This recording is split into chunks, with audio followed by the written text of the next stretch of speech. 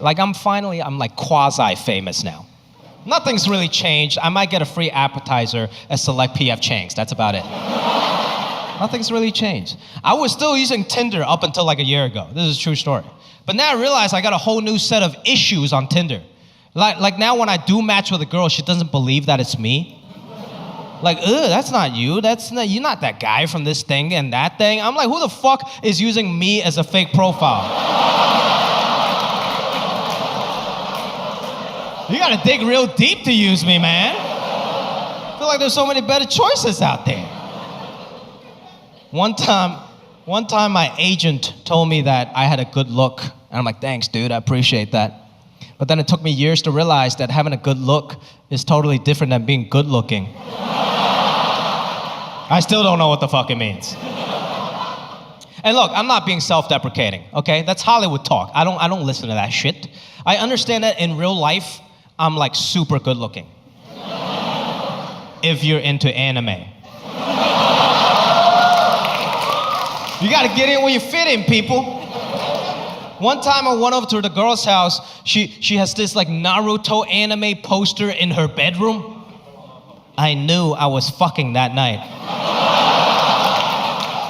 You gotta know your demo, people. Asian people, we don't need Tinder anymore, we just go to BTS concerts. That's how we do that parking lot pimping. I've been dating a lot of tall girls lately because it makes me look successful. No. I think tall women are beautiful, but some of them like to wear heels. That's just disrespect. I'm like, you're already 5 inches taller than me, why the fuck are you wearing heels? And she's like, it makes my ass look better. I'm like, your ass is at my eye level right now. Neither of us look good, okay? I look like a child, and you look like a child molester.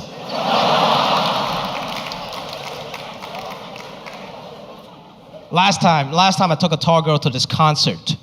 I don't know if you guys know this, but apparently tall people have fun at concerts. Are you guys aware of that? I'm 5'5". I just go to concerts to smell other people's armpits. Like, what the fuck's the point of this? She was having a time of her life doing whatever tall people do at concerts, you know? Jumping around, obstructing other people's views, seeing everything. I was frustrated. I had enough. So I just looked up at her. I was like, hey, pick me up. There were so many clues he wasn't the right person for me. I feel like there's usually clues, right, that we ignore for 4 to 5 years. One clue is we had very little in common, except we both really loved him. Sounds crazy. He actually said these words to me once. He was like, I love you more than you love me because I love myself so much. You need to love yourself more so that you can love me more. And I was like, actually, I think we both need to love you less. Because the more I love you, the more I hate myself for loving a guy who loves himself so much.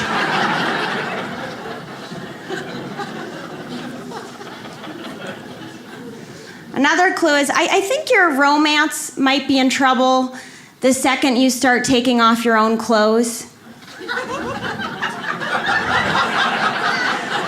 If you're not laughing, you're worried. You guys are like, it's been 15 years since anyone did that. This sounds crazy. Because in the beginning of a relationship, it's so exciting. Like, you're so attracted to each other, right? Like, you can't stop touching each other. You're ripping off clothes. You're throwing each other up against walls consensually. Hopefully. And then there's this gradual shift that happens, right? You don't see it coming. It happens over time. You find yourself politely taking off your shirt and folding it and putting it on your side of the bed. And then you take off your shirt and fold it and put it on your side of the bed. And then you get under the covers and you turn out the lights and you're like, why are you Googling Brita filters?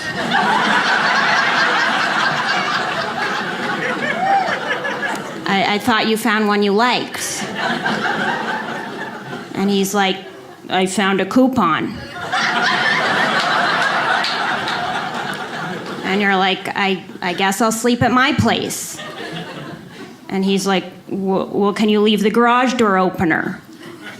And you're like, why? And he's like, well, because the last time we broke up, you had the garage door opener and I never got it back. And you're like, are we breaking up? And he's like, I don't know. Are we? And you're like, I don't know. Are we? And he's like, I don't know. Are we? And then 3 years later, you break up. And still have his garage door opener. Thank you very much. Thank you. I went on a date recently. I made a real effort in my 30s. I'm 31. Made a real effort to try to date normal guys. Because when you're in your 20s, you can date whoever you want. Because you'll live forever, and you're hot, and you're in your 20s. Right? You're like, what, do you want to go out? We're both carbon-based. Let's do it. And it's like, fine. Try to make some responsible choices in my 30s. Recently, I went out with someone based solely on the way he was dressed. He was an accountant. But, okay. Okay, I'll carry the conversation. That's fine.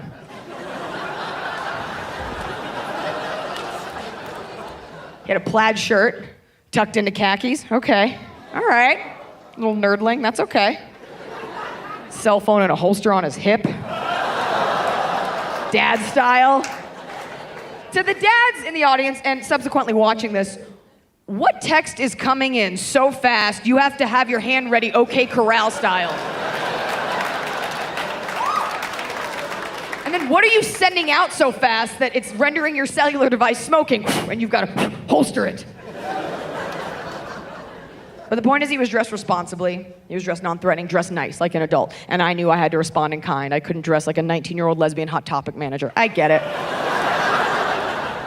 Made a real effort, folks. I'm gonna tell you right now, I made a real effort. I asked my girlfriends that are like in their mid-30s, they've been dating a while, they're very mature, right? What should I wear? You need to get like a silk blouse. So just wear it and then just cover that up and just like tuck it in, blouse it out, silk blouse. I'm here to say right now, I reject a silk blouse. A silk blouse, okay? Yes. Just because you're not 20 doesn't mean you have to be ashamed of your body. I don't need to wear a tent over it, okay? They're burqas for American women. I said it and I meant it. All right? They're oppressive, they're ugly, they're hot, they're shapeless, and if you wear an underwire bra under your silk blouse and you sweat through it, it's gonna look like a face with its eyes closed. A silk blouse. But I bought one anyway, like whatever. Went to a nice store, made a real effort. I went to a Nordstrom. I asked the sales girl, she was like 19 and just like hot. And I was like, I need a silk blouse. She was like, what about this one? It was white, it had black splotches all over it. And she was like, it's abstract. I was like, yeah, like a Rorschach test, but less interesting. She's like, I don't get it. I'm like, that's because you work here. Okay. No, it's like a fun pattern. I'm like, that's a cow print. Like 100%. It's black splotches. I'm gonna look like a model for Gateway printers. I'm not wearing that. Because here's the fact. With prints like that, it's a cow print. You can't wear it if you're a normal girl. If you're a model, you can wear something stupid and look hot. If you're a model, you can wear a blousy cow print and be like, yeah, moo, mother. Moo, yeah, right? Not dicks, udders. Normal girl wearing a cow pattern, if you tuck in a blousy cow, you're just gonna look like a cow that had gastric bypass surgery. Just like blousy. Tucked in blousy cow, so I got it. Tucked in blousy cow, blouse it out, and then I bought pants that were very tight. You're going on a date, you wanna wear tight pants. The tighter the pant, the more effort it shows you've put into it, okay? Not unlike Chinese foot binding, you want your pants so tight that they form your muscles and bones into this kind of like palsy effect, okay? And you want to have shoes that are so high, the heel is so high that you are literally cantilevered off the edge and it forms a dainty hump in the back. Men like this, trust me, men love a good hump, okay? Like this.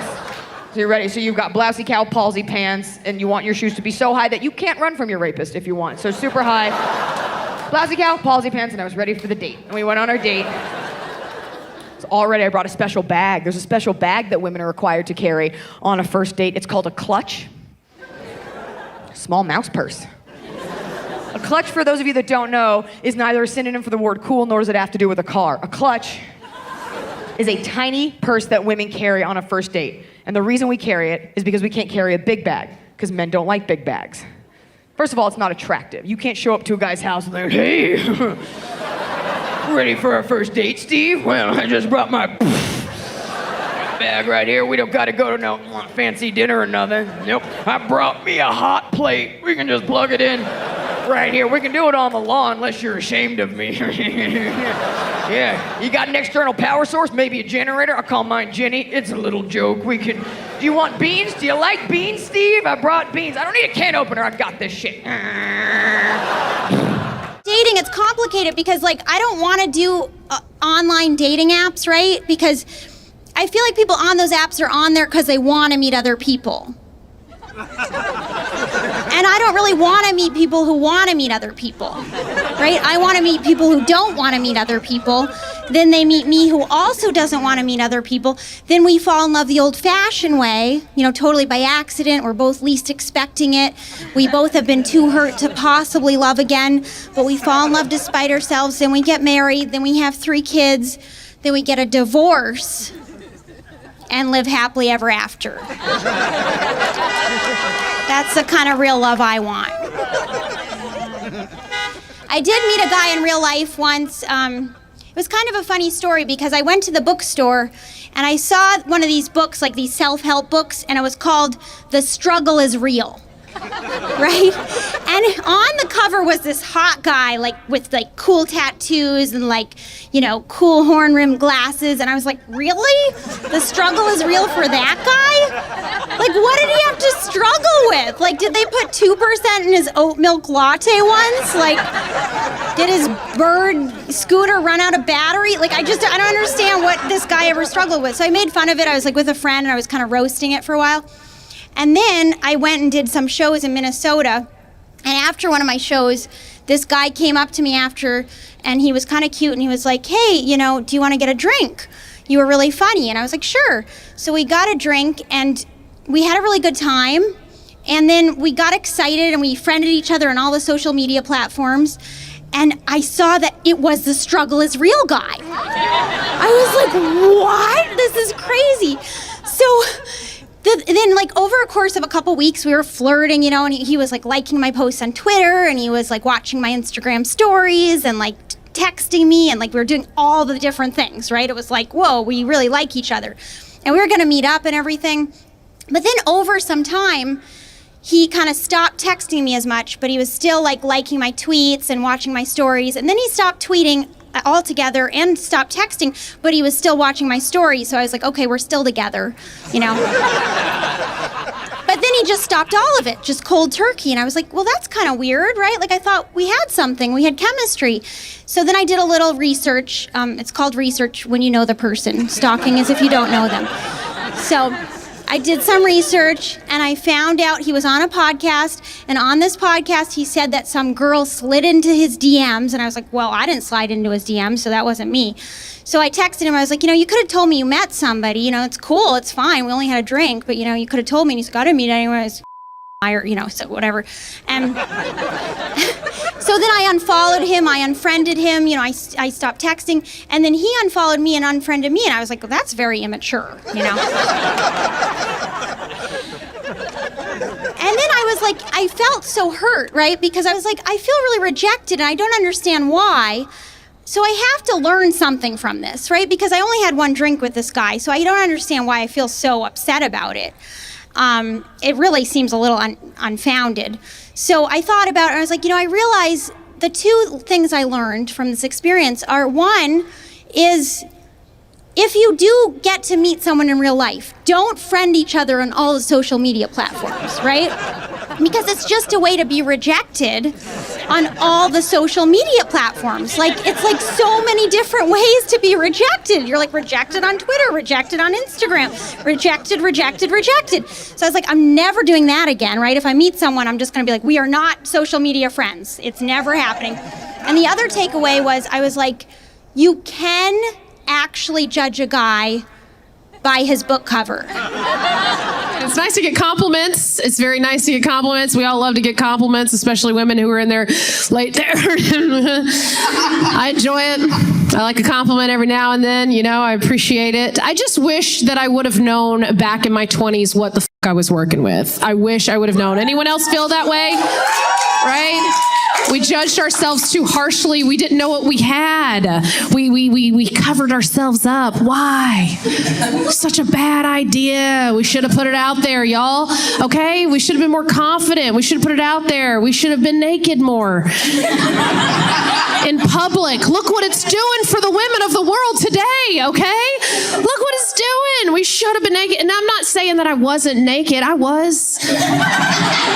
Just not in the right places. I was naked, but only in front of a very few dumb fucking men. That's where I was naked in front of. I regret not getting good footage of that.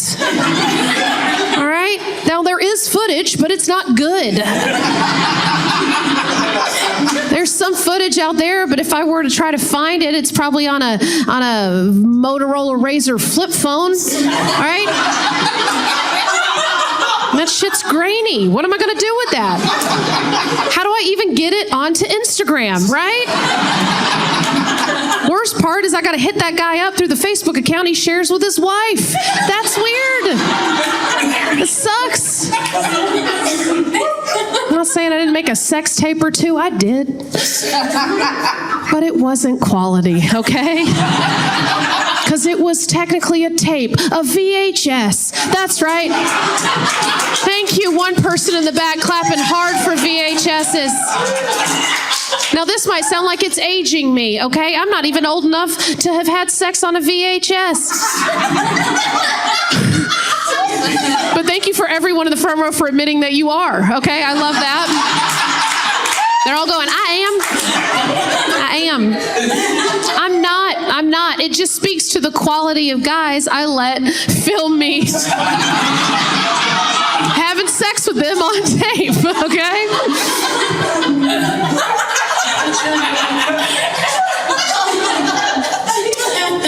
If I were to be a motivational speaker for all of you, it would be to go home, film yourselves, okay? Take a good look. Get it on camera. Document that shit, all right? And do it now. Don't wait. You'll look worse tomorrow, okay? Thank you. It doesn't get better, all right? It doesn't. Your self-esteem gets better. Don't get me wrong. I have higher self-esteem than I've ever had, okay? But I still have low self-esteem. So it's the highest my self-esteem has ever been. Now, the highest my low self-esteem has ever been. Sorry, let's get that straight, all right? Get yourselves on camera, everybody, men, women, everyone in between. Go home, get some good lighting.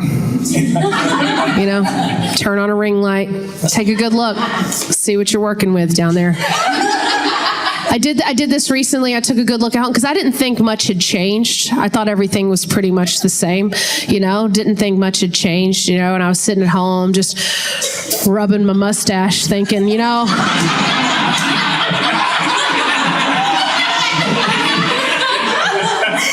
everything's probably about where I left it.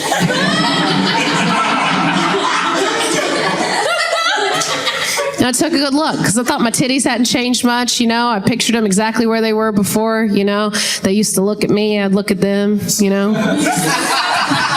Wake up in the morning, look down, do a little high nipple, We were buddies. We were pals. We went through a lot together. Y'all remember those kind of titties, the fun kind of. They used to flip up. And look at you. Used to think I had fun like a Pringles chip.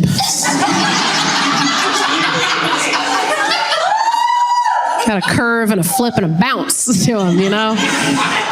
Y'all know what I'm talking about. Pringles titties. The kind you can stack a bunch of them together, put them all in your mouth at the same time, Once you pop, you just can't stop kind of titties. I got homeboys that don't date women with kids, which I don't understand, because it changed my life. I never thought I could have such a deep love for this child. Support check.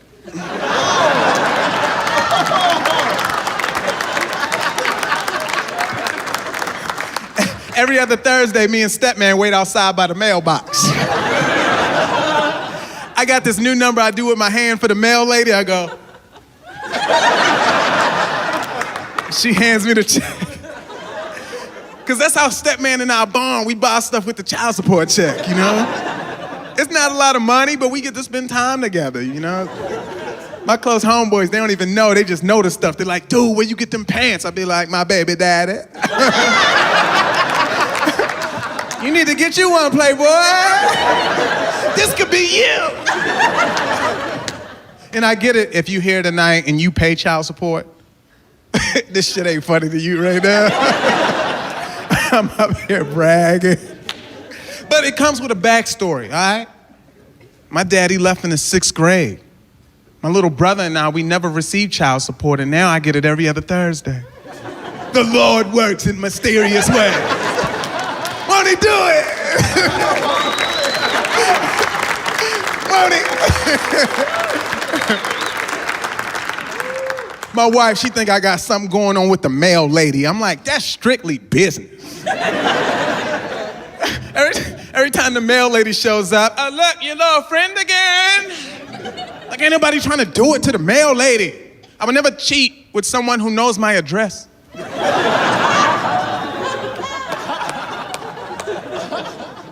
Yo, I respect the people that confess. Yo, that's real. That confess when they cheating, that's real. You ever see these people? There's something heavy on my heart. And I feel it's time for me to remove this weight. Like, for real? Yo, wow, that's impressive.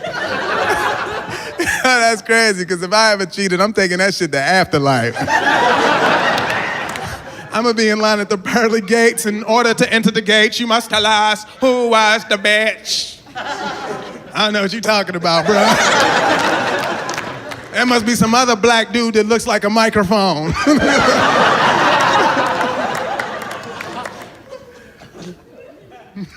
Baby daddy, he hates me. I think he heard the material. Yeah, man, you know, baby daddy called our house asking what we doing with the money. I answered the phone, what you mean, what we doing with the money? That's what he called today, what we doing with the money? I'm like, you don't call my house. Talking about what we doing with the money. Click, click, click, click. I love baby daddy, though. I always call him to encourage him. I'm like, I know it gets tough out there, but don't quit work.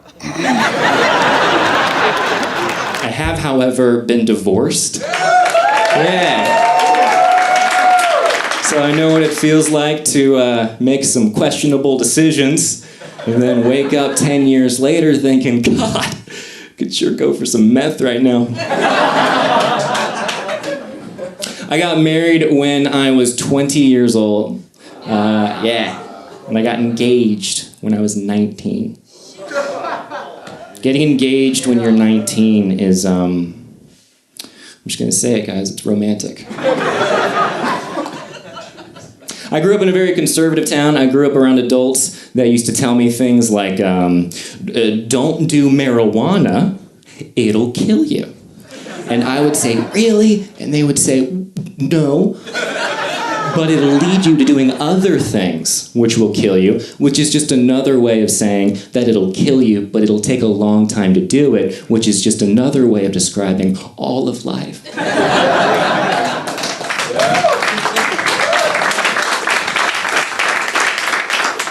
Adults would say things like, don't have sex before you're married. And I would be like, really? Come on. And they would be like, no, you can't do it. And I would say, what about masturbation? And they would be like, still no, God doesn't like it. And I would be like, all right, I'm going to do it, but noted.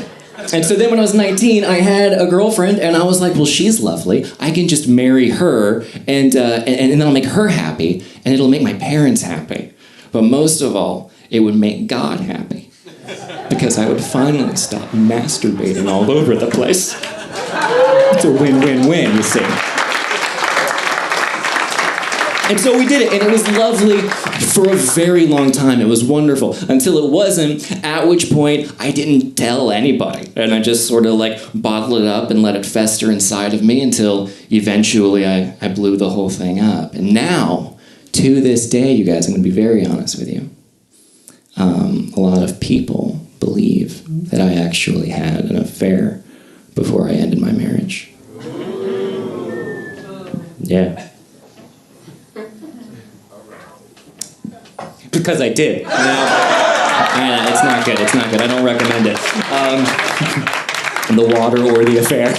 I felt like I should mention the affair up top, you know, before we get too far into everything. Kind of wish I'd have done that the first time. Anyway, when it was found out, it was horrible. My whole life was it was demolished. I was wrecked with guilt. So I told everybody. I told my parents, and then I told my friends. I told my pastor, well, former pastor, because in the divorce, she got God. I think divorce and like separating from somebody, splitting up, breaking up, whatever you want to call it, I think it teaches you a lot about who the other person really isn't, you know? Like before I'd separated from my ex, I thought she was this like very complex, very nuanced person, you know? Certainly with her own flaws, but a great sense of humor and like an almost supernatural devotion toward me. But I still carried within me this sort of unspoken dissatisfaction with all of life. But then after we separated, and I would think about her, I would just be like, ah! You know, so it's not quite as nuanced anymore. When everything was falling apart, I had two options. I could either fall back to like my more conservative evangelical teachings, a lot of good there, a lot of fun there, or I could fall forward into this sort of Californian avocado toast hippy dippy bullshit. It's all right. I didn't like my options, so I've just been trying to figure it out ever since.